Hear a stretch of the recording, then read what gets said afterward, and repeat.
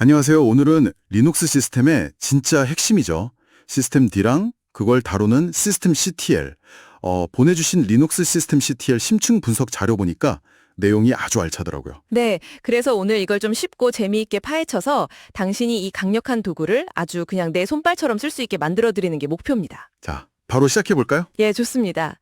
그 시스템 D라는 게요, 단순히 서비스 몇 개 켜고 끄는 그런 수준이 아니에요. 리눅스가 아예 처음 부팅해서 작동하는 그 방식 자체를 다루는 녀석이거든요. 시스템 딱 켜면 맨 처음 실행되는 프로세스, 그러니까 PID 1번으로 시스템 전체 상태를 얘가 다 관리하는 거예요. 그래서 이걸 이해하는 게 중요합니다. 뭐랄까, 시스템 전체의 운영 감독 같은 역할이죠. 운영 감독? 아, 비유 좋네요. 그럼 그 감독 오기 전에는 어땠어요? 옛날에 시스비 인 있을 때는. 좀 답답했죠. 부팅할 때 서비스들이 쭉 줄 서서 하나 끝내가 다음 거 시작하고 시간도 오래 걸리고 뭐 하나 꼬이면 막 복잡해지고 그랬잖아요. 물론 업스타트 같은 다른 시도들도 있었지만 결국엔 시스템 D가 대세가 됐죠. 맞아요. 2010년에 시스템 D가 딱 등장했는데 서비스들을 동시에 그러니까 병렬로 처리하니까 부팅 속도가 확 빨라졌어요. 그리고 그 서비스들끼리 얽히고 설킴 의존성 문제 있잖아요. 그것도 자기가 알아서 착착 관리해주고요. 또 C그룹이라고 이걸로 각 서비스가 자원 얼마나 쓰는지 격리하고 제어하는 것도 가능해졌고 그리고 저널D. 이걸로 시스템 로그를 체계적으로 한 곳에 모아서 관리하고 서비스가 갑자기 죽으면 알아서 다시 살려주는 그런 현대적인 기능들이 막 들어갔죠. 아, 진짜 많은 걸 하네요. 근데 그러다 보니까 그 유닉스 철학 있잖아요. 하나의 도구는 하나의 일만 잘해야 한다. 여기에 어긋난다. 너무 몸집이 커졌다. 이런 비판도 엄청났죠. 막 모놀리식 괴물 이런 별명까지 붙고 네, 그 지적이 있었죠. 기능이 너무 많다, 뭐 이런 비판이었는데. 근데 이게 또 역설적인 게요. 바로 그 다양한 기능들, 예를 들면 네트워크 설정이나 로깅 같은 시스템의 여러 조각들을 시스템 D라는 하나의 틀 안에서 일관되게 관리할 수 있게 되니까 오히려 배포판 관리자들이나 개발자들은 이걸 엄청 좋아했어요. 관리하기가 훨씬 편해졌거든요. 그러니까 어떻게 보면 그 논란의 핵심이 오히려 성공 비결이 된 셈이죠. 아하, 그렇군요. 결국 시스템 D는 시스템 전체를 지휘하는 그런 PID 1 지휘자고 시스템 CTL은 그 지휘자한테 명령을 내리는 도구. 뭐 이런 거네요. 네, 정확합니다. 시스템 D는 모든 걸 유닛으로 다 다루는데요. 각 유닛은 설정 파일, 그러니까 유닛 파일로 정의돼요. 이 파일 안에 보통 섹션이 나뉘어 있는데 유닛 섹션에서는 이 유닛이 뭐 하는 앤지 설명해주고 다른 유닛이랑 어떤 관계인지 뭐 그런 걸 적고요.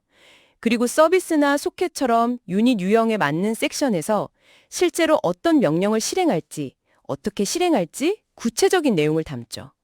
마지막으로 인스톨 섹션에서는 시스템 부팅할 때 이걸 자동으로 시작할 건지 뭐 그런 설정을 하고요. 보통 서비스 유닛을 제일 많이 보긴 했는데 이게 전부는 아니라고 하셨죠. 그럼요. 서비스 말고도 종류가 꽤 다양해요. 예를 들어 타겟 유닛은 예전 럴레벨처럼 여러 유닛들을 그룹으로 묶는 역할을 하고요.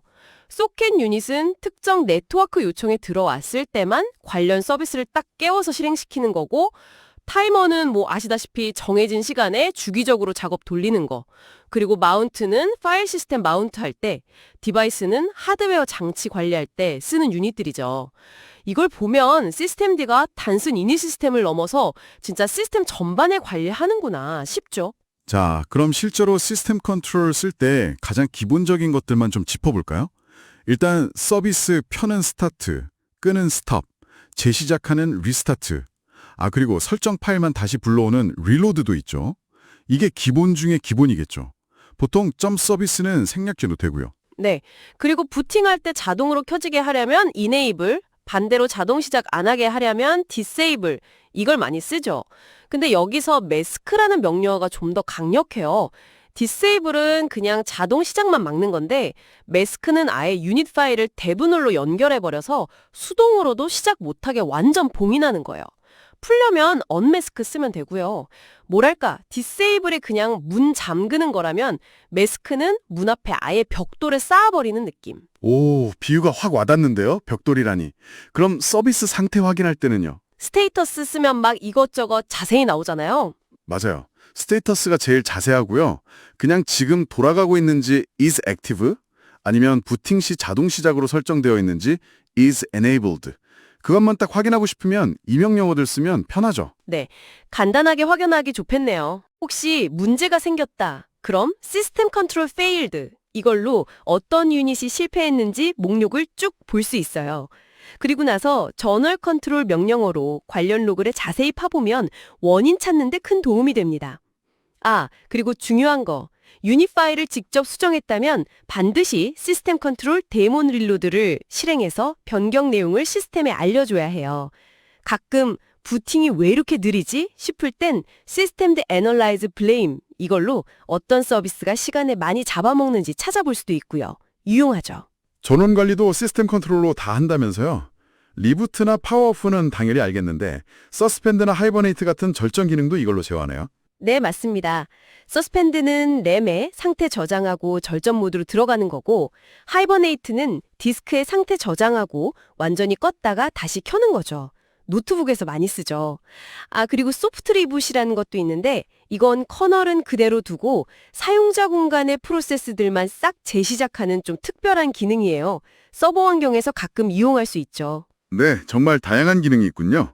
자, 그럼 정리해보자면 시스템 컨트롤은 시스템D 기반의 현대 리눅스 시스템을 관리하는 데 없어서는 안 될 필수 도구고 시스템D 자체는 예전 시스브 유닛의 한계를 뛰어넘어서 병렬 처리, 의존성 관리, 통합 로깅 같은 훨씬 강력하고 편리한 기능을 제공한다. 이렇게 볼 수 있겠나요? 네, 그렇습니다.